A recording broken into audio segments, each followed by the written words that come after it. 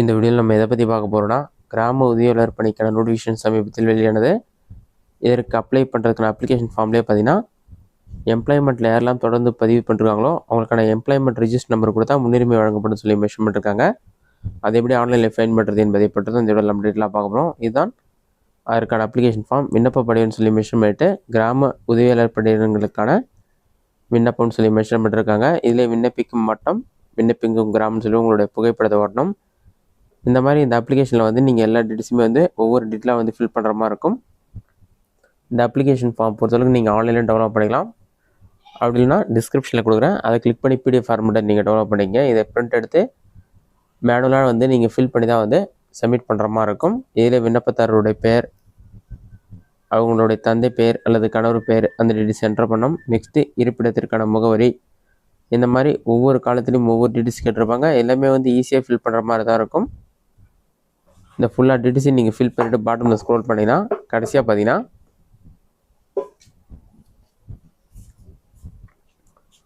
வேலைவாய்ப்பு அலுவலகத்தில் பதிவு செய்வதற்கான எண் கேட்டிருப்பாங்க. இதில் பார்த்தீங்கன்னா வேலைவாய்ப்பு அலுவலகத்தில் பதிவு செய்திருப்பின் பதிவின் விவரம் நகல் இணைக்கப்பட வேண்டும் சொல்லி மென்ஷன் பண்ணிருப்பாங்க.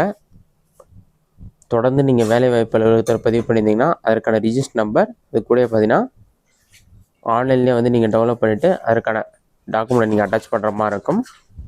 உங்களுக்கு ரிஜிஸ்டர் நம்பர் தெரியலனா எப்படி ஆன்லைனில் கண்டுபிடிக்குது என்பதை பற்றி பார்க்கலாம். ரிஜிஸ்டர் நம்பர் தெரிஞ்சாலும் எம்ப்ளாய்மெண்ட்கான அந்த காப்பியை வந்து ஆன்லைன் மூலமாக எப்படி டவுன்லோட் செய்வது என்பதை பற்றி பார்க்கலாம். இதற்கு பார்த்தீங்கன்னா ஃபஸ்ட்டு உங்களோட மொபைலில் ஏதாவது ஒரு ப்ரௌசர் ஓப்பன் பண்ணிக்கிங்க. அதில் கூகுள் சர்ச்சில் போயிட்டு டிஎன் வேலைவாய்ப்புன்னு சொல்லி டைப் பண்ணுங்கள். அந்த மாதிரி நீங்கள் டைப் பண்ணி வைக்க கொடுங்க. ஒரு 5 செகண்ட்ஸ் லோட் ஆகும். லோடாகி கம்ப்ளீட் ஆன பிறகு டிஎன் வேலைவாய்ப்பு.gov.in சொல்லி ஷோ ஆகும். அந்த வெப்சைட் வந்து செலக்ட் பண்ணுங்கள். நீங்கள் வேலைவாய்ப்புக்கு பதிவு பண்ணும்போதே பார்த்தீங்கன்னா இசேவை மையத்தில் பதிவு பண்ணியிருந்தாலும் நீங்களே பதிவு பண்ணியிருந்தாலும் அதற்கான யூசர் நேம் பாஸ்வேர்டு கொடுத்துருப்பாங்க. அதை என்டர் பண்ணி லாகின் பண்ணிக்கிங்க. இதே உங்களுடைய ஸ்கூலில் பதிவு பண்ணி கொடுத்துருந்தாங்கன்னா ரிஜிஸ்டர் நம்பர்னு சொல்லிட்டு இருக்கும். பாஸ்வேர்டு வந்து உங்களோட டேட் ஆஃப் பர்த் தான் என்டர் பண்ணணும். அதை என்டர் பண்ணி லாகின் கொடுத்துக்குங்க. யூசர் நேம் பாஸ்வேர்டு தெரிஞ்சால் அதை யூஸ் பண்ணி லாகின் பண்ணிக்கிங்க. நீங்கள் லாகின் பண்ணோடனே இந்த மாதிரி தான் ஒரு பேஜ் ஓப்பன் ஆகும். ஃபஸ்ட்டு ப்ரொஃபைல் டீட்டெயில்ஸ் சொல்லி கொடுத்துருப்பாங்க. உங்களோட name, date of birth, email ID எல்லாமே இருக்கும். ரைட் சைட்லேயே பார்த்தீங்கன்னா ரிஜிஸ்டர் நம்பர்னு சொல்லி கொடுத்துருப்பாங்க. இந்த ரிஜிஸ்டர் நம்பர் தான் நீங்கள் அப்ளிகேஷன் ஃபார்மில் ஃபில் பண்ணணும்.